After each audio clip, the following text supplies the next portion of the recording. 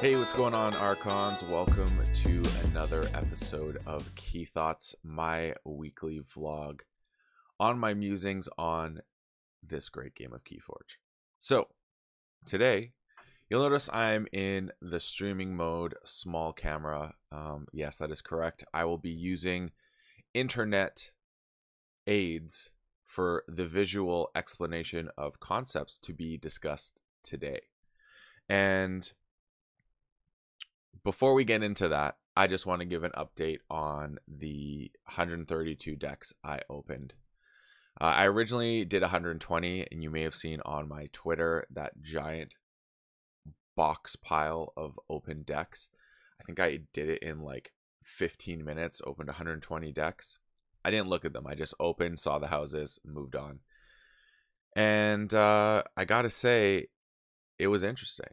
So the update on that, the reason why I don't have anything for that yet, it'll be out next week, is because it takes a long time to import 132 decks. It was originally 120, and then last night I was maybe had a drink or two, and I was like, you know what, I'm going to open up another display, because I realized I did not need two for sealed events online, as I would not be able to participate in that many. So I saved one box for sealed events online. And I have data to share. A lot of this was a data exercise. Let's see the stats of opening almost a full case of KeyForge decks and what exists within it in different metrics. So with that being said, stay tuned for some great content. On to today. So today, I wanted to bring up two topics. And they kind of relate in some ways and don't in others. And it's interesting. I'm excited to have this thought dump onto you. I'm just going to dump my thoughts onto you. Then you can dump your thoughts in the comments below about what I said. So without further ado, let's just get into this. So last night I played some sealed, and this is the sealed deck I had. So as a result of playing this deck, it made me have an appreciation for a card, which is going to be the card of the week.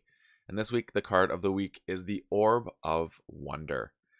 For those of you who don't know, it's an artifact with an Omni ability that essentially says, destroy this and search your deck for any card you want. It is amazing. I've never really got to use it, and wow. Wow. It is absolutely phenomenal. Like, it just allowed me to get whatever I needed at any given time in a game in different ways. And it was really, really cool. I've never gotten to use the card before, and it's exceptional. So after I played my tournament, I really liked my deck when I opened it. A lot of doubles of things, which I'm a big fan of. Just gives some consistency. You can do some plan for tricks in different ways. It's great. And then it had one of my favorite new cards, which is Professor Emeritus Caring, which allows you to basically house cheat for days. One of my favorite things that Star Alliance provides. And then it had Commander Driscar, which is one of my favorite cards from Mass Mutation. I absolutely love it. And there's quite a few upgrades to attach to it. Sorry, my throat's a little dry here. Let me just have a quick sip. So, whoops. So yeah, this deck was cool. I went 2-1 with it. Only lost to the person who won, who is also my friend. So felt like a win either way, even though I was pissed off. JK, I wasn't.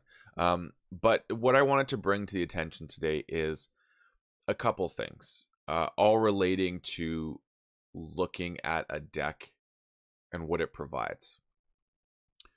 First off, I'm going to be talking about decks of KeyForge and how it presents things in a certain way. And I feel like I talk about decks of KeyForge a lot, but I don't feel that's weird, or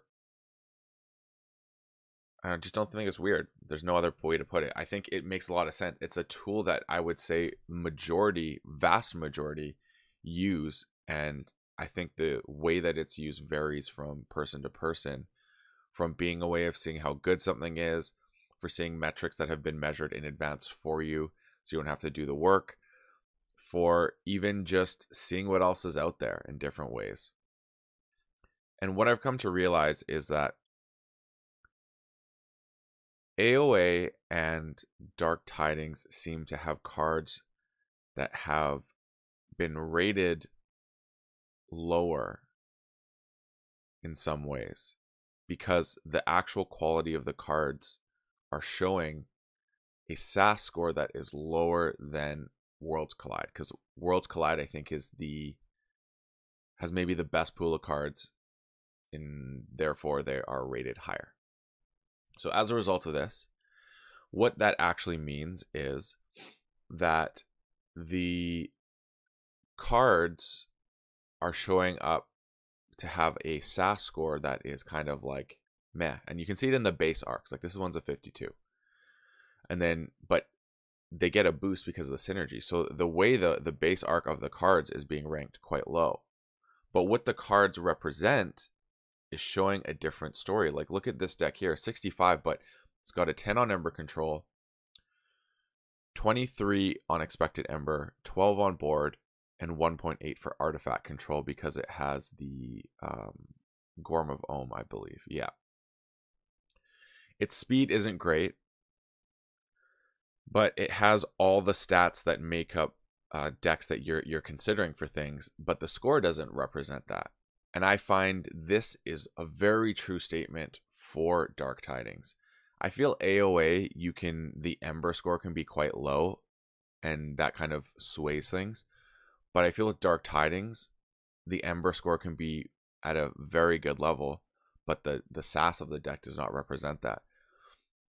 The interesting thing is some of these decks play like the stats suggest and not like the score suggests, and others actually play like the score suggests and not like the stats suggest. So it's really interesting, and I've been really noticing this, and it makes me wonder.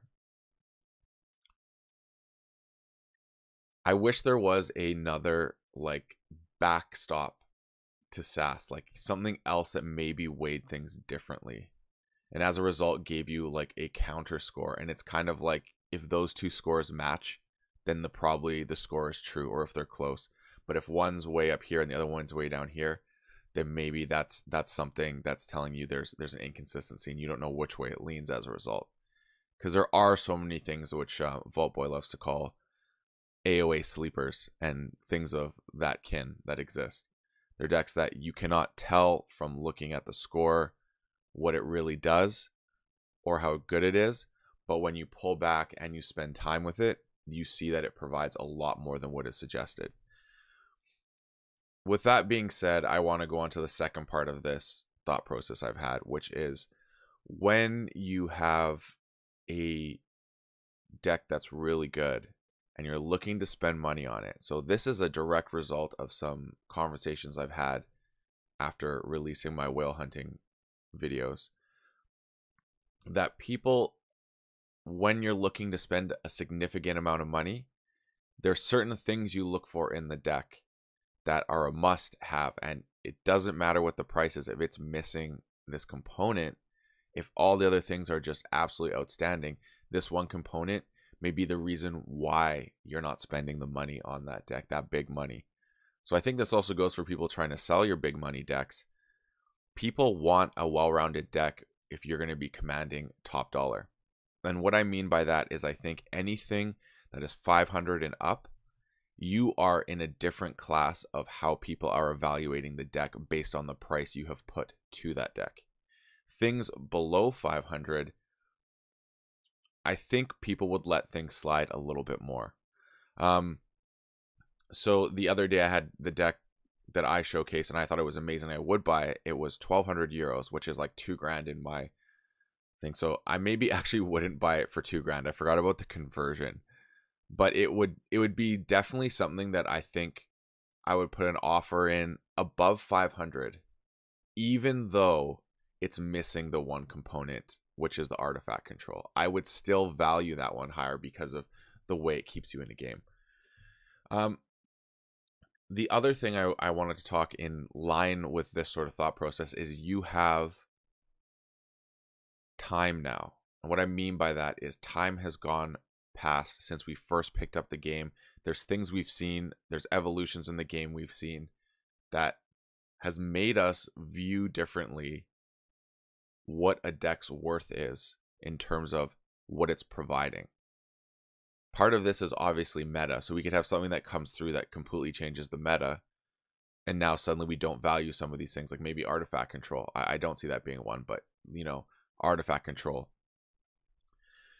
And suddenly you're in a position where, we'll call it experience. Like, that's another thing too. Your own experience of opening decks, thinking something's good, lacking in a way, makes you go, okay, this deck isn't good. So your own experience now, 3 years of experience, I guess it's 3.5 now, allows you to make these decisions. And I find that very interesting. It's the evolution of a game.